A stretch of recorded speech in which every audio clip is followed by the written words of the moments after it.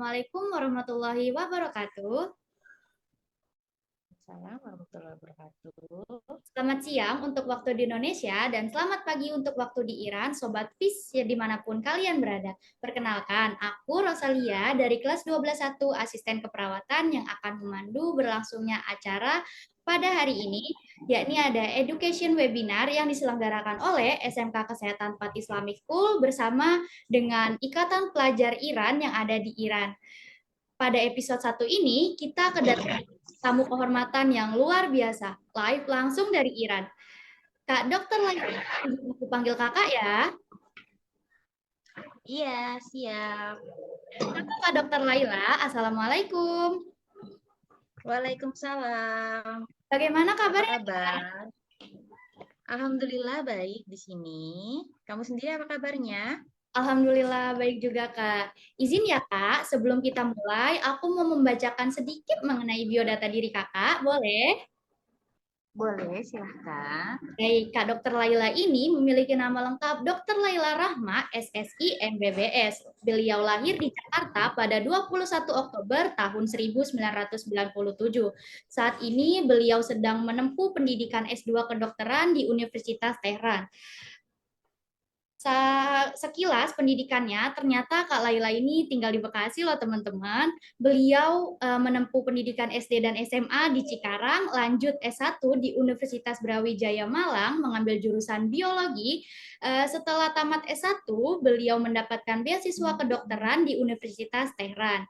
Kesibukan Kak Laila saat ini sebagai Presiden Ikatan Pelajar Indonesia di Iran periode 2024 sampai 2025. Kak Dr. Laila ini juga pernah menjabat sebagai Sekretaris Umum PPI Dunia Kawasan Timur Tengah dan Afrika periode 2019 sampai 2020. Juga sebagai anggota Komisi Kesehatan PPI Dunia. Prestasi terakhirnya menjadi lulusan terbaik di Fakultas Kedokteran Universitas Tehran yang salah satu universitas ternama yang ada di Iran. Masya Allah, luar biasanya banget ini Kak Laila ya. Sobat FIS, dimanapun kalian berada, sebagaimana yang kita ketahui saat ini sedang terjadi konflik di Timur Tengah, terlebih sedang terjadi eskalasi konflik antara Iran dengan Israel. Sebenarnya apa sih Kak yang terjadi di sana? Bagaimana kondisi Kakak dengan pelajar-pelajar yang ada di sana juga, terutama pelajar Indonesia yang ada di Iran? Apakah adanya konflik ini mengganggu kegiatan studi kakak-kakak di sana? Hmm, Baik, terima kasih. Untuk mengenai belajar mengajar, proses belajar mengajar di sini tetap berjalan seperti biasa, tidak ada hal-hal yang berubah. Kampus juga buka, SD, SMP, SMA di sini buka semua. Kemudian kami juga para mahasiswa alhamdulillah tidak panik.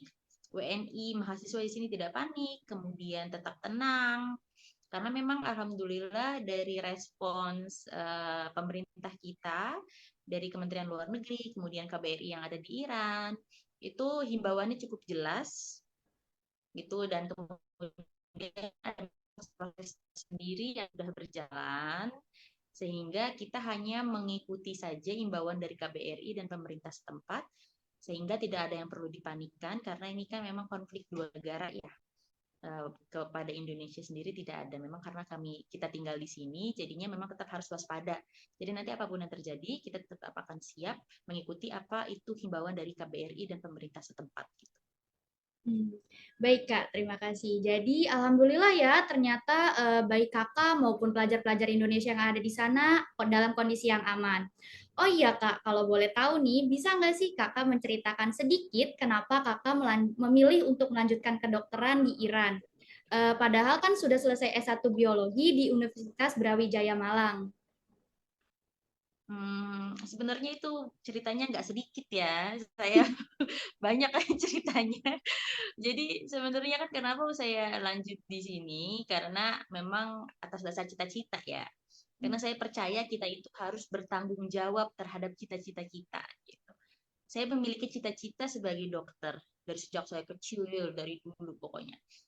Mau jadi dokter walaupun memang kondisi keuangan keluarga juga tidak mendukung, kondisi lingkungan juga tidak mendukung gitu. Tapi tetap saya bercita-cita menjadi dokter. Dulu saya waktu SMA itu masuk program akselerasi, jadi hanya 2 tahun SMA saya. Kemudian saya lulus SMA itu ketika saya umur 15 tahun, saya udah lulus SMA. Nah, sayangnya pada saat itu ketika akselerasi itu kan memang nilainya beda ya sama teman-teman di jurusan reguler. Kalau kami punya standarnya itu nilai KKM-nya 80 gitu. Jadi kalau misalnya dibandingkan dengan teman-teman reguler, kami pasti lebih tinggi nilai rata-ratanya begitu.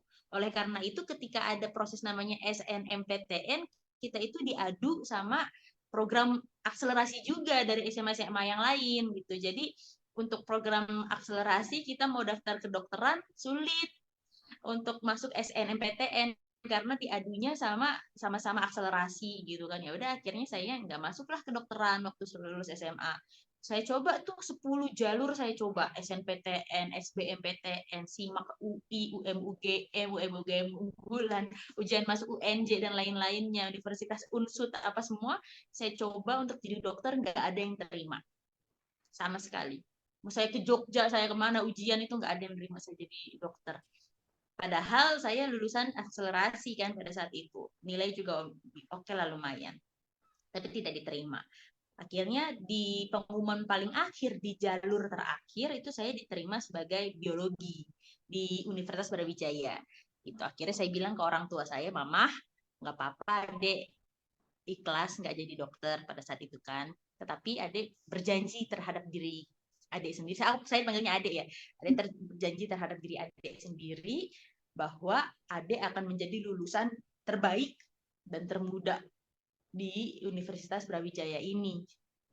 Alhamdulillah, ketika saya berjalan lulus alhamdulillah jadi terbaik, benar itu terbaik. Kemudian saya lulus, kemudian berpidato di depan orang tua saya sebagai lulusan terbaik di Universitas Brawijaya, sebagai lulusan termuda juga. Waktu itu saya lulus S1 tuh 19 tahun saya udah lulus S1. Nah, kemudian akhirnya waktu pas biologi pun saya pernah loh mencoba di semester 2 saya mencoba lagi BMPTN ujian tulis tapi tidak keterima pada saat itu lagi, nggak keterima lagi. Keterimanya di ilmu keperawatan tapi nggak saya ambil di Universitas Brawijaya juga, nggak saya ambil karena kan namanya maunya jadi dokter ya, takutnya kalau saya ambil ilmu keperawatan takutnya setengah hati menjalankannya kan. Akhirnya nggak saya ambil, ya udah saya putuskan untuk lanjut biologi sampai lulus gitu. Nah ketika udah lulus 19 tahun kan itu kan, nah saya ditawarin sama dosen saya, Laila ya udah kamu lanjutin S2 sama S3, lanjut langsung PhD misalnya di Jepang gitu kan, sama dosen pembimbing saya. Tapi saya sudah daftar tuh di Tehran University of Medical Science karena kan memang mau jadi dokter gitu. Itu saya daftar karena ya cari-cari aja gitu, cari-cari apa namanya, cari-cari beasiswa, kemungkinan beasiswa gitu. Dan tapi alhamdulillah keterima gitu. Jadi saya nggak jadi dokter, jadinya keterima jadi dokter. Gak apa-apa walaupun diulang lagi S1, Kiki ulang lagi S1. Nggak apa namanya, nggak lanjut S2 atau lanjut S3 gitu. Ulang lagi saya S1. Kenapa saya mau jadi dokter gitu? Karena saya percaya bahwa saya punya mimpi, saya bertanggung jawab untuk mewujudkan mimpi saya gitu. Maksudnya on track gitu. Nah, tapi nggak cuma ngasal gitu, saya nggak, maksudnya bukan yang ngasal nyari universitas, tapi memang Tehran University of Medical Science ini kalau dicek ranking dunianya itu sekarang dia 400 besar sedunia gitu. Sedangkan saya nggak tahu ya, mungkin beda sama UI 300, beda 300 kali, kayaknya UI kalau sekarang 700 atau 500, saya nggak tahu, jadi 600 gitu. Dan Tehran University of Medical Science 400 di dunia gitu. Sedangkan kalau di Timur Tengah sendiri dia termasuk dalam universitas kedokteran terbaik di Timur Tengah, dan di Iran sendiri itu termasuk di universitas kedokteran terbaik se-Iran nomor 1 kayak gitu. Jadi di sini tuh beda, ada yang universitas umum dan universitas kedokteran. Jadi di sini tuh nggak ada namanya fakultas kedokteran, tuh nggak ada di sini, adanya universitas kedokteran, isinya segala macam apa namanya hal-hal medis, jurusan-jurusan medis itu adanya di universitas kedokteran gitu. Jadi sangat komprehensif dan terbaik gitu. Jadinya disinilah aku karena memang mau mengejar cita-cita sebagai dokter, dan kebetulan waktu itu dapat beasiswa juga 50% tapi. Wah, luar biasa banget ya, Kak. Nah, kebetulan sekolah kami kan sekolah kesehatan juga ya, Kak. Di sekolah kami ini ada 3 jurusan, Kak. Ada asisten keperawatan, teknik laboratorium medik, dan juga farmasi klinik dan komunitas. Nah, kira-kira ada nggak sih, Kak, peluang buat kami, kelulusan dari SMK Kesehatan CIS ini, bisa melanjutkan studi di sana sama seperti Kakak? Pasti bisa banget, pasti bisa banget. Kenapa? Karena kan, tapi harus ini tergantung kalau mau ke sini itu dengan beasiswa, beasiswa itu nilai rata-rata SMP dan SMA itu harus di atas 90%. Artinya di atas 90. Pun misalnya enggak pakai beasiswa di sini, mau daftar di sini pasti masuk, saya jamin 100% tanpa ujian. Kalau kalian mau lanjut di sini kedokteran pasti masuk, nggak mungkin enggak. Saya janji pasti bakal masuk. Walaupun nggak pakai beasiswa pun, misalnya bayarnya nggak pakai beasiswa dibandingkan dengan universitas kedokteran yang ada di Indonesia, fakultas kedokteran yang ada di Indonesia dapat beasiswa. Misalnya udah masuk nih nggak dapat beasiswa, tapi dibandingkan dengan universitas yang ada di Indonesia itu jauh lebih murah. Kenapa? Karena kalau dulu pengalaman saya itu sekarang ya, dulu pengalaman saya itu kalau misalnya mau jadi dokter atau apa itu harus bayarnya itu sampai menyiapkan uang ratusan juta, mungkin 500 juta, 600 juta. Saya dulu pernah dengar seperti itu, di mana kan saya nggak punya uang kayak gitu. Apalagi setiap tahunnya, setiap semesternya tetap harus bayar, misalnya berapa belas juta, berapa puluh juta gitu, tetap harus bayar per semester. Udah pasti terjamin, udah pasti masuk. Misalnya walaupun teman-teman semua nggak dapat beasiswa pun, dibandingkan dengan apa namanya kedokteran di Indonesia, di sini lebih murah gitu, karena kan tidak perlu ada uang muka, misalnya berapa ratus juta, 600 juta di depan misalnya gitu, 500 juta di depan. Karena waktu itu saya dulu seperti itu, nggak tahu sekarang, mudah-mudahan sekarang di Indonesia udah nggak kayak gitu lagi gitu. Nah, di sini lebih murah, misalnya $6.000 per tahun, jadi satu semesternya itu $3.000, nanti hitung sendiri lah $3.000 berapa gitu. Tapi kalau misalnya dihitung-hitung sampai akhir lulus, um, dibandingkan di Indonesia lebih murah di sini gitu, karena di sini juga alhamdulillah bisa nyicil bayarnya gitu. Gitu. Baik, di awal tadi aku kan sudah baca ya sekilas tentang biodata diri kakak. Nah, ternyata kakak ini juga seorang aktivis organisasi ya. Kakak kan kuliah kedokteran nih. Nah, gimana sih kak kakak bisa membagi waktu kakak di mana kakak kuliah kedokteran sambil ikut organisasi juga? Gimana sih kakak cara menyiasati waktu tersebut?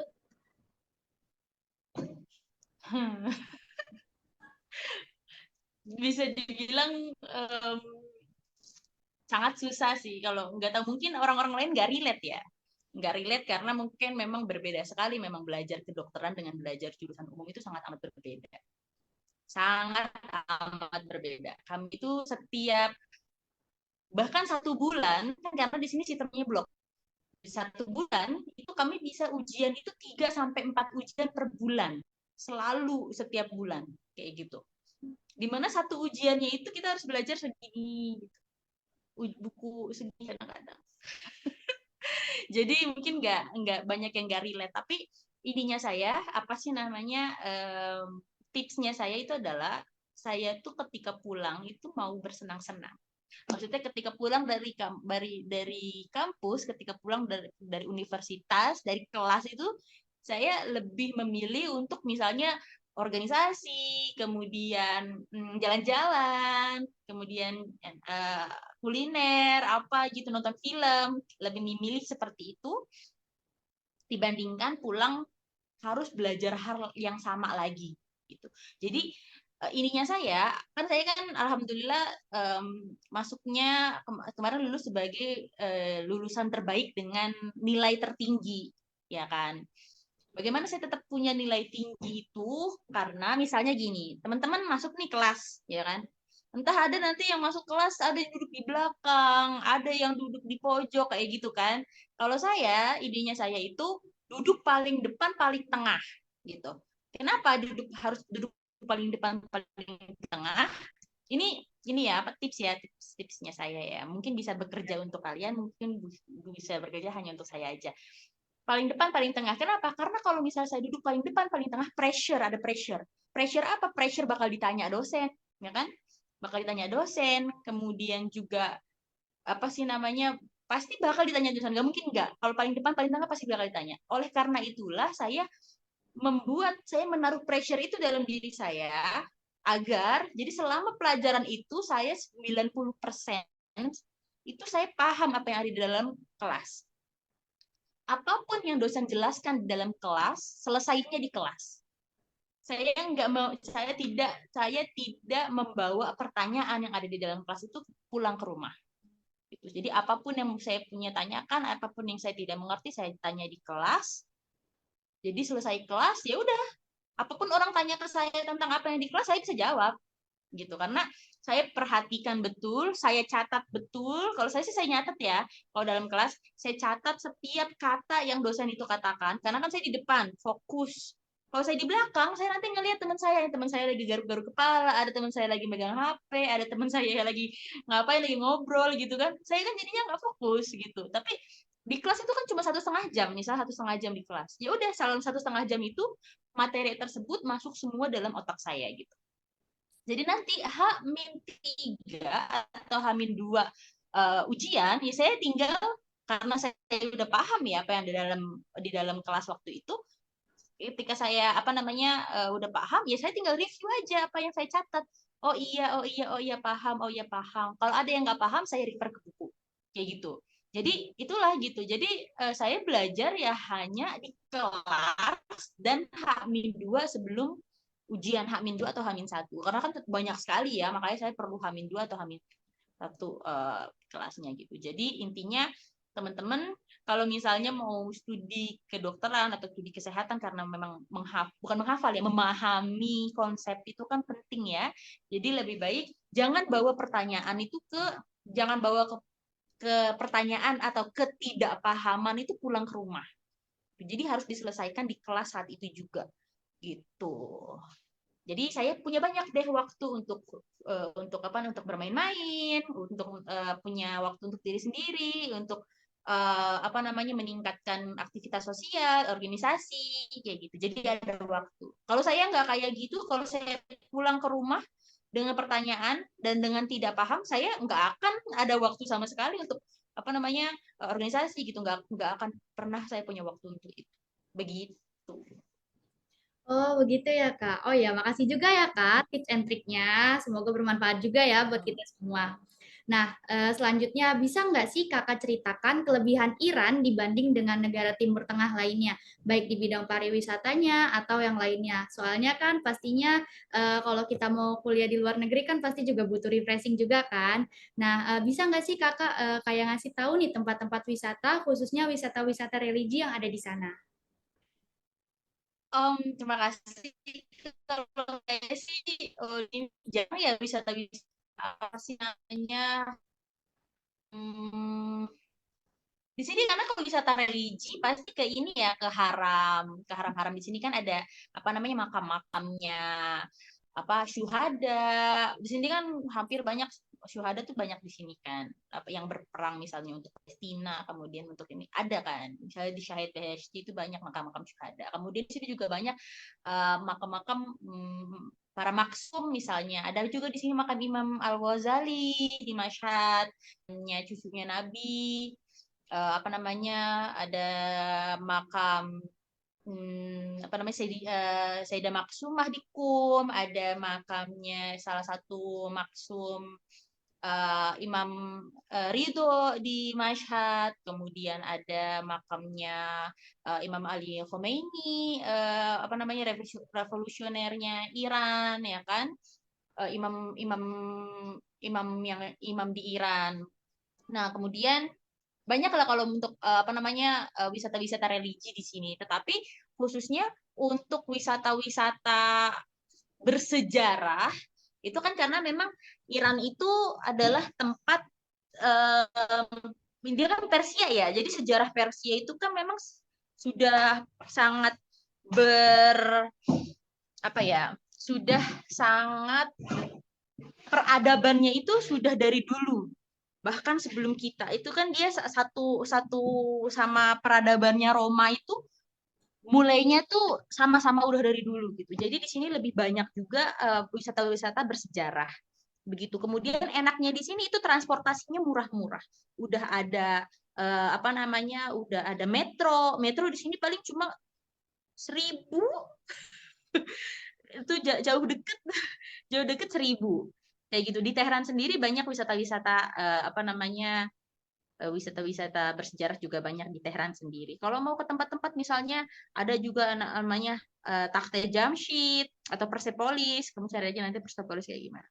Itu terus di sini juga ada wisatanya itu bermusim, ada macam-macam musim. Biasanya ada 4 musim. Mungkin teman-teman pada bilang, kayaknya kalau di Timur Tengah itu apa namanya panas gitu kan. Kemudian Sahara apa ada di sini Sahara ada gitu. Tapi pada untuk di Iran sendiri ada 4 musim. Ada musim salju, jadi ada salju di Iran. Ada musim salju, musim semi, musim gugur dan musim apa sih namanya dan musim semi gitu. Kalau semi, musim semi nanti di taman-tamannya Iran itu banyak tulip-tulip semua.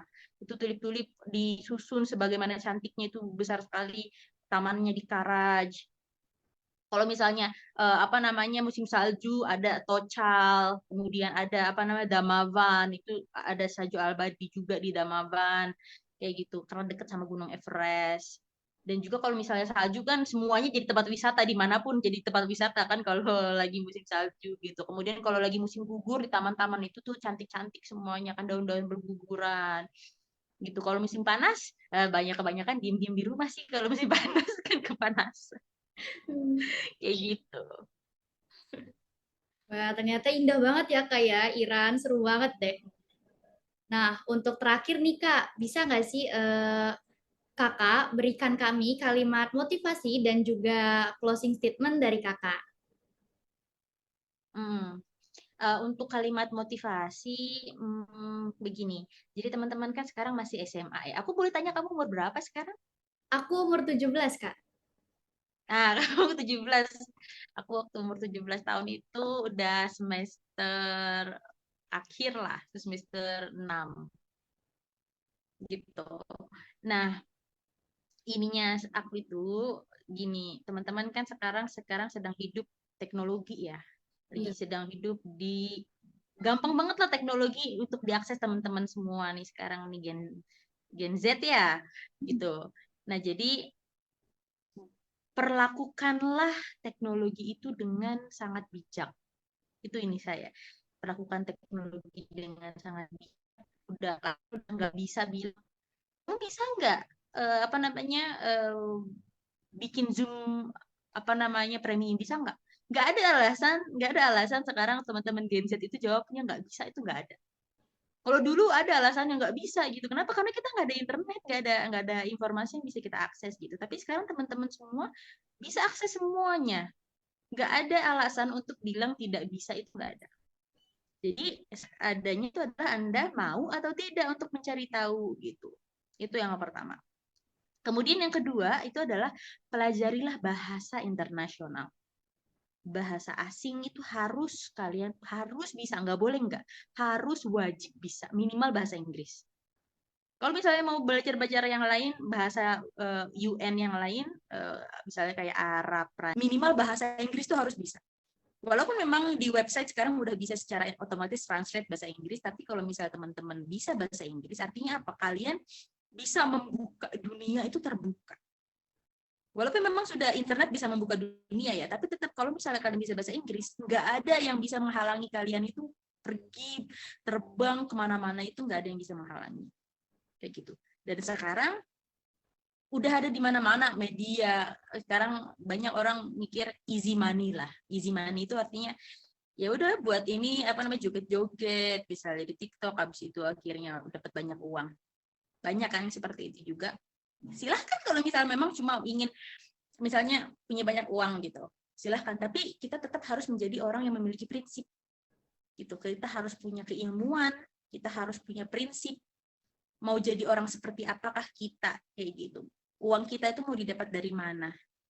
Begitu. Jadi kita harus punya prinsip, kita harus punya cita-cita, kita harus letakkan posisi kita nih sebagai manusia sekarang, mau kita berperan sebagai apa di dalam komunitas masyarakat ini begitu. Saya memang masih belum, saya merasa saya masih belum, karena kan sekarang saya walaupun saya sebagai dokter, tapi saya belum secara klinis kerja di rumah sakit gitu kan. Tapi saya menaruhkan diri saya untuk berperan di masyarakat itu dengan apa? Dengan aktif berorganisasi. Walaupun saya hanya masih mahasiswa begitu. Jadi teman-teman punya prinsip, itu kan, bermanfaatlah bermanfaatlah bagi banyak orang. Kamu suka apa, kau lakukan itu. Kamu suka apa, kamu lakukanlah itu dengan baik dan dengan benar. Begitu. Fokus dan belajar bahasa Inggris. Internet banyak, bisa belajar dari mana aja. Sekarang sudah tidak bisa bilang, aduh aku nggak punya uang. YouTube banyak untuk belajar bahasa, gitu kan. Sekarang udah nggak masalah uang lagi. Uang udah bukan permasalahan lagi, gitu kan, untuk akses pengetahuan. Jadi, bukalah jendela, bukalah dunia kalian sebesar-besarnya, dan jangan tutup mata terhadap teknologi yang ada. Itu sih yang aku sarankan. Baik, terima kasih ya Kak. Iya, sama-sama. Terima kasih banyak Kak Dr. Laila atas waktu, pengalaman, dan juga ilmu yang sudah dibagikan kepada kita semua. Semoga studi Kakak di sana berjalan dengan baik dan lancar, dan semoga konflik yang ada di Timur Tengah segera teratasi, segera damai. Amin ya Rabbal Alamin. Amin ya Rabbal Alamin. Terima kasih sudah mengundang saya. Sukses selalu. SMK Kesehatan FISH. FISH itu apa ya? Fat Islamic School, Kak. Oh, oke, siap. Terima kasih. Ya, Kak. Assalamualaikum, Kak. Waalaikumsalam.